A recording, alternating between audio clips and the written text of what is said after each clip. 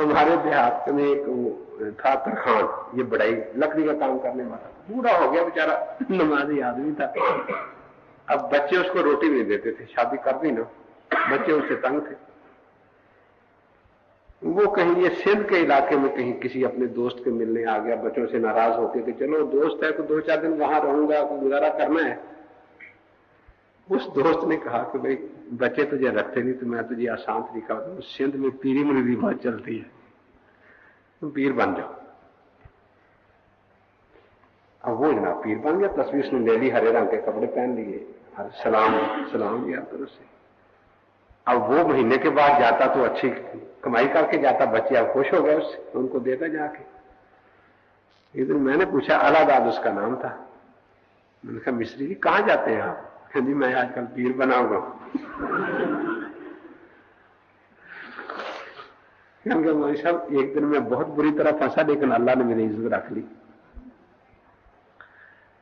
قادیانی 5-7 اکٹھے ہو کے آ گئے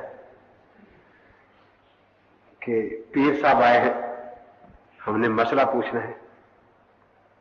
میرے صاحب کے متعلق اس نے مجھ سے پوچھنا شروع کر دیا. اب میں سوچنے لگا کہ یا اللہ کیا بتاؤں کہ میرے صاحب کو ماننا ٹھیک ہے یا نہیں. کہتا میرے ذہن میں اس سے ایک بات آئی، اس سے وہ لاجواب ہو کے چلے گئے. میں نے کہا کہ آپ یہ کہہ دیں کہ رسول قاسم کو ماننا کافی نہیں، ان کے ماننے میں نجات نہیں، کسی بات کو ضرور دوسرے کو ماننا پڑے گا. اب یہ بات وہ مسلمانوں کے سامنے نہیں کہہ سکتے تھے نا. اب ادھر میں نے کہا نہیں، یہی بات کہو کہ رسول اقدس صلی اللہ علیہ وسلم معاذ اللہ کامل نبی نہیں تھے، ناقص تھے، ان کے ماننے سے نجات نہیں ہوگی جب تک کسی اور کو نہ مانا جائے، پھر سوچیں گے کسی اور کو ماننا یا نہیں. اب وہ قادیانی اٹھ کے بھاگ گئے. اسی طرح ان کا ایک یوم تبلیغ ہوتا ہے، پتہ نہیں آپ بھی کہیں مناتے ہوں گے، اکاڑے میں تو نہیں مناتے آپ، کیونکہ ایک دفعہ ان کا منہ کالا کر کے پیٹا تھا ہم نے، تو اس پر انہوں نے کیس درج کرا دیا. اب وہ جب تاریخ آتی تو ہم تقریریں کرتے کہ بھئی مرزائیوں کا منہ کالا مقدمہ جو ہے وہاں جانا ہے. وہ بچے کو یاد ہے مرزائیوں کا منہ کالا، مرزائیوں کا منہ کالا، مرزائیوں کا منہ کالا. انہوں نے پھر جا کے کیس واپس لیا کہ وہ جو پٹائی ہوئی تھی وہ تو ہوئی تھی، اب یہ روزانہ مصیبت ہوتی ہے، جدھر سے کوئی مرزائی گزرتا وہ بچے کہتے مرزائیوں کا منہ کالا. ادھر وہ ایک نظم ہے نا پنجابی میں کسی نے لکھی، مرزے دی مر گئی ماں سیاپا کون کرے، مرزے دی مر گئی ماں سیاپا کون کرے. وہ ہم بچوں کو دیتے یہ بیچ آؤ، مرزے دی ماں 2 پیسے، مرزے دی ماں 2 پیسے، مرزے دی ماں 2 پیسے. وہ مقدمے عدالت کے سامنے بچے بیچتے، مرزے دی ماں 2 پیسے.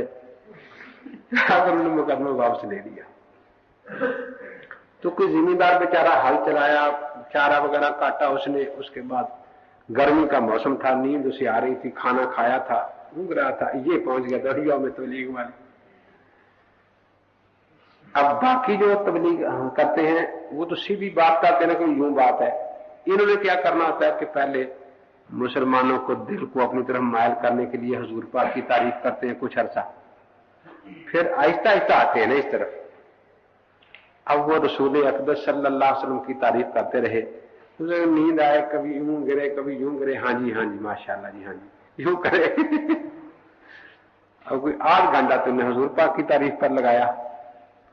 اس کے بعد پھر کانٹا بدلا کہ حضرت پاک نے فرمایا تھا کہ امام مہدی آئیں گے. ہاں جی فرمایا تھا، ٹھیک ہے آئیں گے.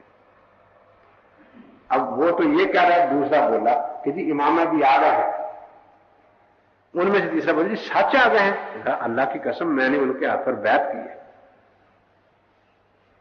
یہ بات اس کے ذہن میں بٹھانے کا طریقہ تھا نا. 2-4 نے تصدیق کر دی کہ امام مہدی آ گئے.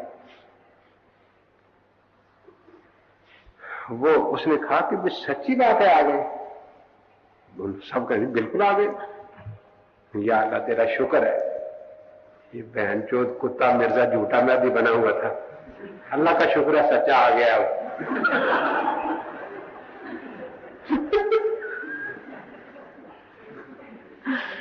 تو اب اس کو تو ٹھکانے لگا لے گا نا، آج ہو گیا ہے. یا اللہ شکر ہے تیرا یا اللہ. اب وہ پوری 2 گھنٹے کی ان کی ساری تبلیغ ستیاناش ایک ہی بات میں. وہ جناب اٹھ کے جوتروں پر ہاتھ مارتے مارتے چل رہی.